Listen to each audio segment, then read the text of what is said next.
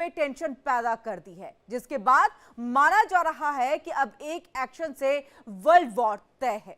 देखिए report.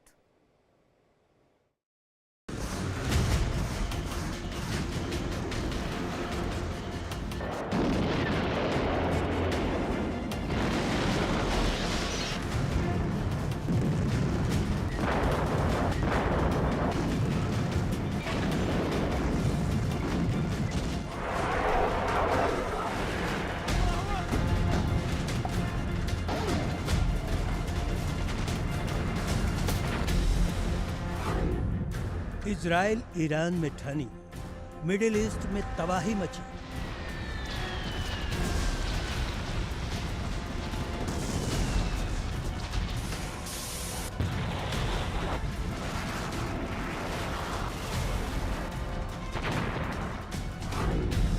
Hezbollah का काम तमाम, लेबनान में अब जमीनी प्रहार।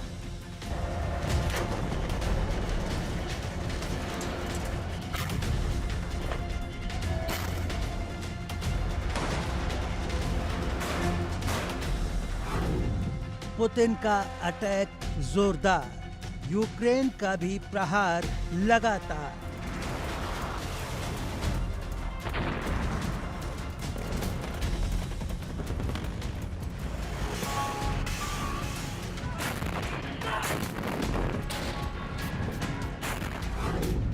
सनकी का मिसाइल शैतान, जापान साउथ कोरिया हल्का।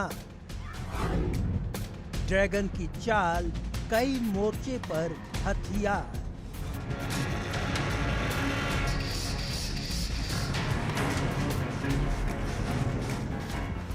ये बारूदी ललकार है, दुनिया में कई मुहाने पर मचा हाहाकार है। हमास के बाद इजराइल की पहले हिजबुल्लाह से ठनी और अब ईरान से टक्कर बड़ी हो गई है। रूस यूक्रेन युद्ध थमने का नाम नहीं ले रहा है।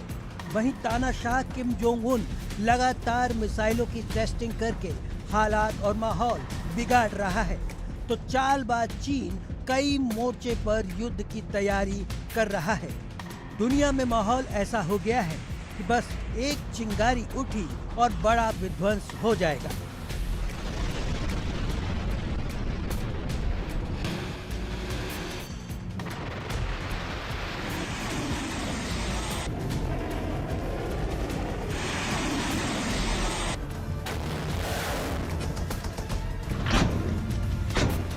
तीसरा विश्व युद्ध शुरू हो जाएगा।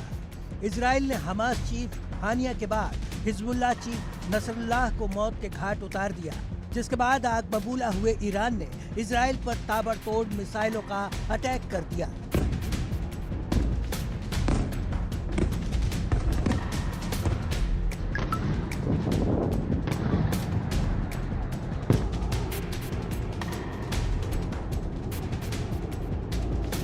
इसके बाद आशंका तो यही है कि इजराइल ईरान पर इतना बड़ा पलटवार करेगा जिसे ईरान कभी भूल नहीं पाएगा। इजरायली पीएम बेंजामिन नेतन्याहू ने धमकी भरे लहजे में ये संदेश दिया भी है। इजराइल पर हमले के बाद ईरान के supreme leader ayatollah Ali Khamenei ने मिडिल ईस्ट में जंग को लेकर अमेरिका और यूरोपीय देशों पर ठीकरा फोड़ा है।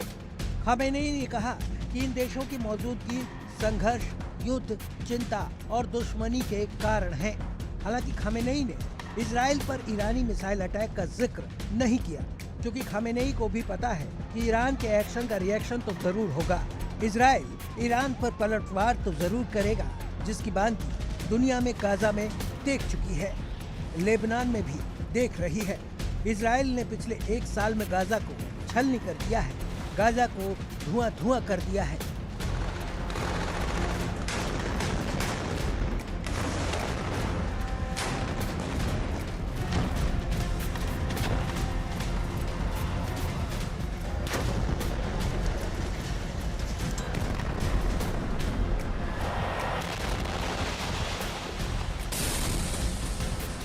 जिसके बाद लग रहा था कि अब मोर्चे पर शांति आएगी, लेकिन यहाँ पर भी उल्टा हुआ।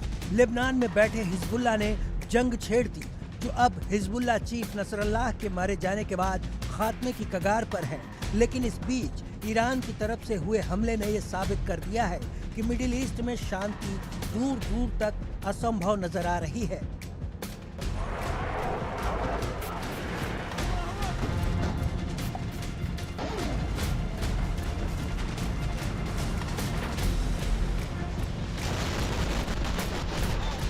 वहीं रूस के बारूदी प्रहार से यूक्रेन में हाहाकार मचा हुआ है, लेकिन यूक्रेन पीछे हटने को तैयार नहीं है। वो हर बार उठ खड़ा होता है और फिर रूस पर उससे भी बड़ा प्रहार करता है।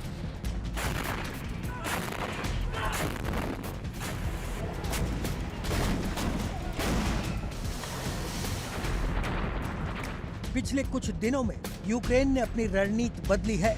डिफेंसिव मोड से वो अग्रेसिव मोड में आ गया है। रूस के इलाकों पर कब्जा कर रहा है, रूस पर ताबड़तोड़ अटैक कर रहा है, एक के बाद एक लगातार ड्रोन हमले कर रहा है।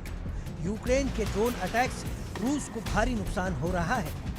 यूक्रेन ने पहले रूस पर अमेरिका के ट्विन टावर की तरह हमले को दोहराया। रूस की एक हाई राइज बिल्डिंग में ड्रोन से अटैक कर दिया, जिसके बाद रूस ने यूक्रेन पर अब तक का सबसे बड़ा प्रहार किया और यूक्रेन के उन इलाकों में बारूदी बारिश की जहां इससे पहले हमले नहीं किए थे।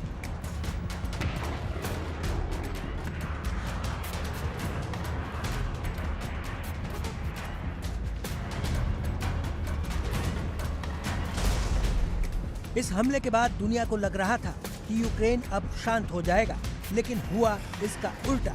यूक्रेन ने रूस के हथियार डिपो को निशाना बनाया और ड्रोन से बड़ा प्रहार कर दिया, जिससे रूस दहल उठा। रूस को बड़ा नुकसान हुआ। ये हमले एक दूसरे पर लगातार बढ़ रहे हैं, जिसके बाद अब आशंका है कि ये युद्ध खात्मे की ओर नहीं, विध्वंसक रूप ले रहे हैं।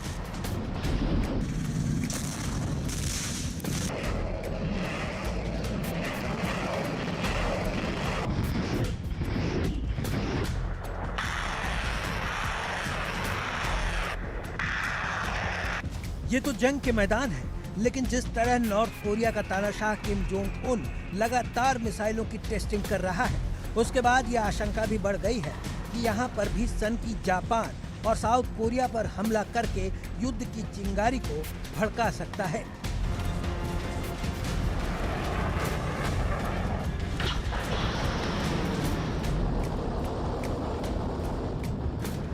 क्योंकि नॉर्थ कोरिया में भले ही अनाज के गोदाम खाली हो जाए, लेकिन मजाल क्या कि किम के जंगी जखीरे में बारूद की कोई कमी होने पाए। ये वही जंगी बारूद है, ये वही मिसाइलें हैं जिसके दम पर किम सुपर पावर अमेरिका तक को अपनी आंखें दिखाता है, दुनिया को डराता है और खुद उन्हें देखकर खिलखिलाता है।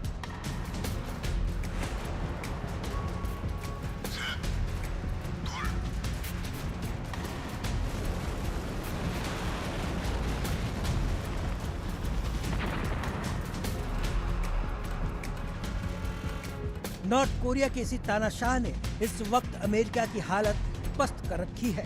जापान और साउथ कोरिया को डरा रखा है। रूस यूक्रेन जंग में भले ही अमेरिका फंसा हो, लेकिन उसकी नजरें सनकी के हर मूवमेंट पे हैं, क्योंकि इस मोर्चे पर कभी भी युद्ध की शुरुआत हो सकती है। चालबाज चीन भी लगातार अपने पड़ोसी देशों की सीमाओं में घुसपैठ करता रहता है, ताइवान पर हमले की धमकी देता रहता है, जापान की भी सीमा में घुसपैठ करता रहता है, जिससे हर वक्त चीन को लेकर दुनिया में डर बना रहता है। वो किसी भी देश के साथ युद्ध की शुरुआत कर सकता है। हाल ही में चीन ने जापान के एयर स्पेस में घुसपैठ की थी, जिसके बाद जापान ने भी ताइवान स्ट्रेट से अपने वॉरशिप को ले जाकर चीन को करारा जवाब दिया है। यानी दुनिया इस समय बारूद के ढेर पर बैठी है, जिसमें एक चिंगारी लगने की देर है और बड़ा धमाका हो उठेगा। किसी भी मोर्चे पर थोड़ी भी इधर उधर हुई कि दुनिया में तीसरे विश्व युद्ध की शुरुआत हो जाएगी। रूस के मोर्चे पर अमेरिका समेत पश्चिमी देश यूक्रेन का साथ तो दे ही रहे हैं। मिडिल ईस्ट में इजराइल पर ईरानी हमले के बाद अमेरिका की डायरेक्ट एंट्री मानी जा रही है। अगर सन की तानाशाह किम जोंग उन ने जापान या फिर दक्षिण कोरिया के मोर्चे पर कोई हरकत की, तब भी अमेरिका को दखल देना पड़ेगा। अगर चीन ने गलती से भी ताइवान पर हमला कर दिया, तो न चाहते हुए भी चीन के सामने अमेरिका को हथियार लेकर खड़ा होना पड़ेगा। यानी कि किसी भी मोर्चे पर विध्वंस की शुरुआत हो सकती है। ताज़ा हालात ऐसे हैं कि एक और युद्ध की शुरुआत तीसरे विश्व युद्ध का अलार्म होगा और तीसरा विश्व युद्ध शुरू भी हो जाएगा। Bureau report, India daily.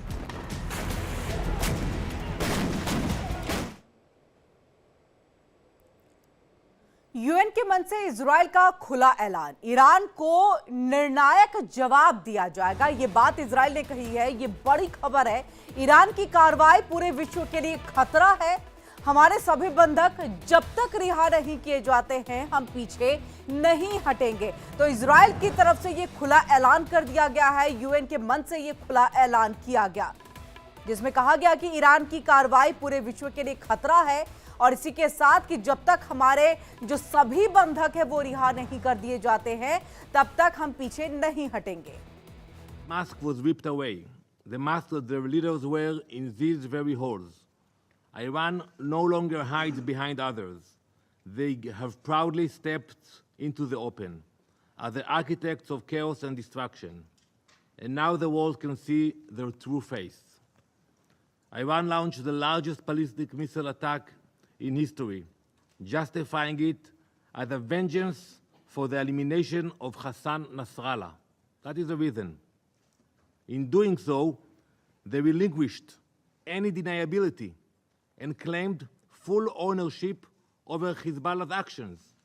They say that. That is the reason for the attack, because of Nasrallah. So basically, they own the deeds of Hezbollah today. Let me remind you all. Allow me to remind you of some of Hezbollah's crimes against the world. In 1983, they bombed the United States barracks in Beirut, murdering 241 US servicemen. That same year, they bombed the US embassy in Beirut, murdering 63. In 1992, they bombed the Israeli embassy in Buenos Aires, killing 29 people and wounding 242. 2 years later, same place, Buenos Aires, they bombed the Jewish Community Center, murdering 85 and injuring over 300. Before 9/11, Hezbollah were responsible for more American deaths than any other terrorist organization.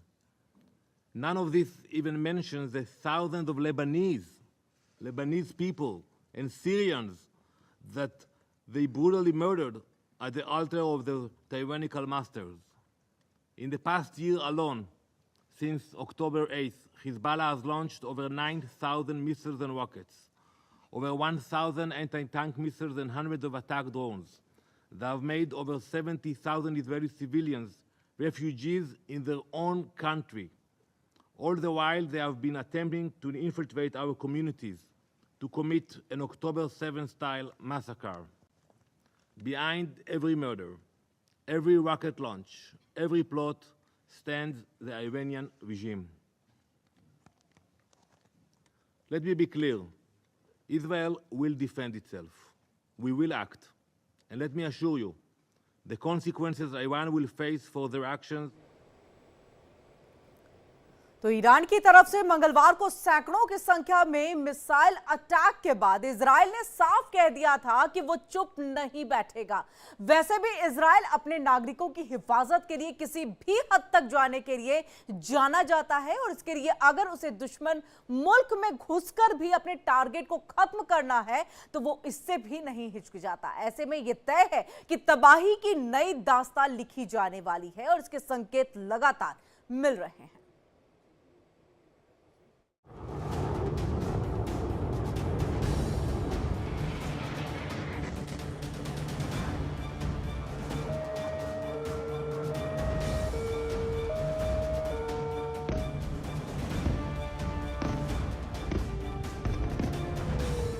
खुले आसमान में ये नजारा किसी जश्न की आतिशबाजी का नहीं बल्कि दुनिया में छिड़ी उस जंग का है जो अब तीसरे विश्व युद्ध का सीधा इशारा है। इजराइल पर मिसाइलों का सिलसिलेवार ये प्रहार ईरान की ओर से किया गया है, जिसमें एक एक कर 181 मिसाइलें दागी गईं। वो भी तब जब अमेरिका ने खुली चेतावनी ईरान को पहले ही दे दी थी। ईरान ने अमेरिका की धमकियों की परवाह किए बिना मिसाइलों के इस वार के बाद साफ किया कि ये हिजबुल्लाह के चीफ नसरल्लाह की मौत का पहला बदला है। हालांकि इजरायली डिफेंस फोर्स यानी आईडीएफ ने बताया कि हमला मोसाद हेडक्वार्टर, नेवातीम एयरबेस और तेल नोफ एयरबेस को निशाना बनाकर किया गया था। इतना ही नहीं, इजराइल ने अपने डिफेंस सिस्टम आयरन डोम से ईरान की कई मिसाइलों को नष्ट करने का दावा भी किया है और इसके फुटेज भी जारी किए हैं।